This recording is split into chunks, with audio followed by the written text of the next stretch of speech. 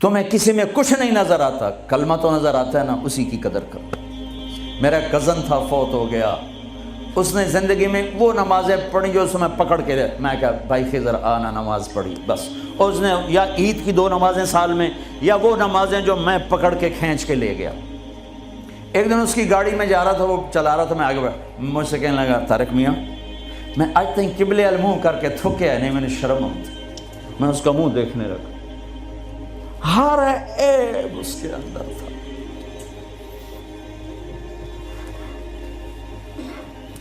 طارق میاں میں کدی قبلے المنہ کر کے تھکیا نہیں، میں نے شرم آتی۔ پتہ نہیں اللہ کو کون سی ادا کسی کی پسند آ جائے۔ عیب نہ دیکھا کرو، خوبیاں دیکھا کرو، اچھائیاں دیکھا کرو۔ محبت ایک جادو ہے، جادو سر چڑھ کے بولتا ہے۔ چپ رہنا سیکھو، چپ رہنا سیکھو۔ ایک واقعہ ہر جگہ سنایا، یہاں آخری بیان ہے اس سفر کا، اسی پر بیان ختم کروں گا۔ ہماری ایک دھوبن تھی ماسی شریفہ، ماسی شریفہ مشہور ہو گئی پورے برطانیہ سے۔ سن 85 میں مری تھی، ہمارے کپڑے دھوتی تھی، تو آ گئی میری بہن کے پاس، کہنے لگی بی بی اے میری نوواں میرے نال بڑا لڑدیاں، لڑتی خود تھی، تو میں نے کوئی تویز دے اس ساریاں میری نوکر بن جاؤں۔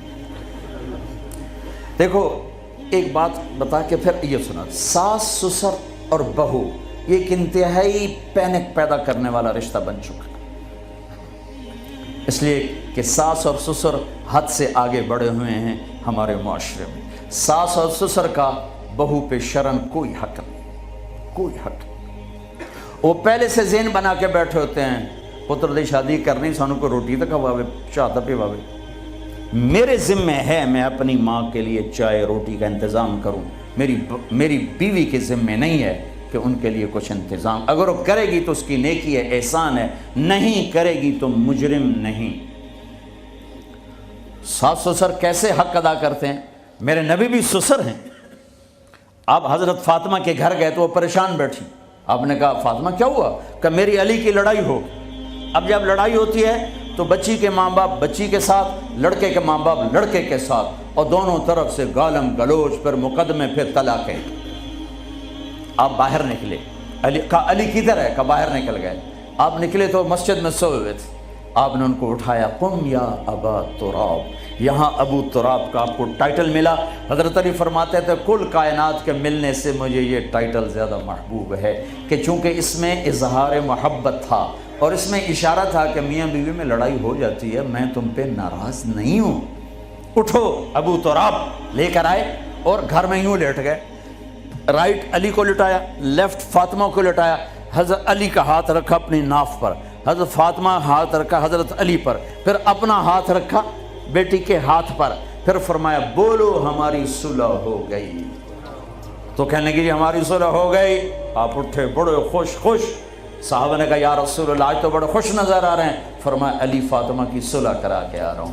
یہ ہوتا ہے ساس سسر کا کردار۔ لیکن میں بڑے درد سے کہتا ہوں، ایک عورت جب ماں ہوتی ہے تو انگ انگ سے محبت پھوٹتی ہے، وہی جب ساس بن جاتی ہے تو اس کے ایک ایک بال سے زہر نکلتا ہے۔ ایک مرد جب باپ ہوتا ہے تو شفقت کا پیکر ہوتا ہے، جب وہ سسر بنتا ہے تو ایک ظالم روپ اختیار کر لیتا ہے۔ یہ ہمارے معاشرے کے سلگتے ہوئے دکھ ہیں، ممبر سے کوئی نہیں کہتا، میں کہہ رہا ہوں، یہ میرے دین کا حصہ ہے، میرے تبلیغ کے کام کا یہ حصہ ہے۔ جس نے سارے عالم کا درد اٹھایا وہ تو بیویوں کو خوش کر کے گیا، 2 مہینے روٹی نہیں ملی وہ پھر بھی خوش ہیں، اور ہم چلہ لگا کے 3 دن لگا کے بیویوں کو کے لیے زندگی حرام کر دیتے، ماں باپ کی زندگی حرام کر دیتے۔ ہاں ماسی شریفہ آ گئی، بی بی تویز دے، میری نوواں میری نوکر بن جا۔ تو 4 اس کے بیٹے تھے، سارے شادی شدہ۔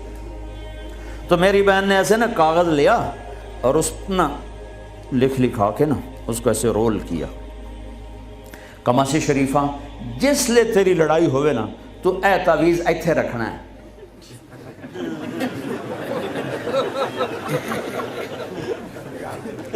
اینو تو ڈگن نہیں دیونا، جے اے ڈگ گیا تو تیری لڑائی نہیں مکتی۔ اب ہمارے ہاں تعویذ کی بڑی عقیدت ہے، اور صحیح تعویذ صحیح ہوتا ہے، نمبر دو ہوتا ہے۔ تو جعلی پیر بھی ہیں، جعلی عامل بھی ہیں، سچے پیر بھی ہیں، سچے عامل بھی ہیں۔ تو وہ ایک ہفتے بعد آئی، کبھی بھی تو میں نے کوئی کمال دا تویت دیتا، تویت ساڑی جانگری، تو میں نے کوئی کمال دا تویت دیتا تعویذ، میری تو ساری لڑائی مک گئی۔ کیوں؟ مسجد شریفاں جی چپ ہو گئی۔ جب لڑائی ہوتی تعویذ یہاں، اب بولے کیسے؟ بولے تو تعویذ گرتا ہے، اور نہیں بولی تو لڑائی ختم ہو گئی۔ تو آج سفر کا آخری بیان ہے، یہ تعویذ میں آپ سب کو دے رہا ہوں۔